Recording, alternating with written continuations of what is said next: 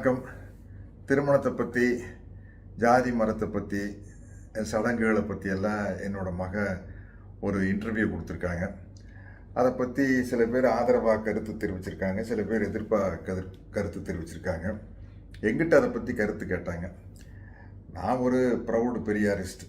எனக்கு இந்த ஜாதி மதம், இந்த சடங்கு இதில் எல்லாம் எனக்கு உடன்பாடே இல்லை. அதே மாதிரி திருமணம் குறித்து எங்கிட்ட கேட்டாங்க.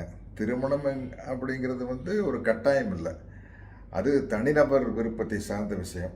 திருமணம் செய்கிறதாட்டும், ஒத்து வராட்டி டைவர்ஸ் பண்ணுறதா இருந்தாலும் சரி, இல்லை தனியாகவே வாழ்ந்துட்டு இருந்தாலும் சரி, திருமணம் இல்லாமையே நமக்கு ஒரு குழந்தை வேணும்னு ஆசைப்பட்டாலும் கூட இன்றைக்கி இருக்கிற மெடிக்கல் ஃபெசிலிட்டியில், மருத்துவத்துறையில் இன்றைக்கி இருக்கிற டெவலப்மெண்ட்டில் அதுக்கான வாய்ப்புகள் இருக்குது.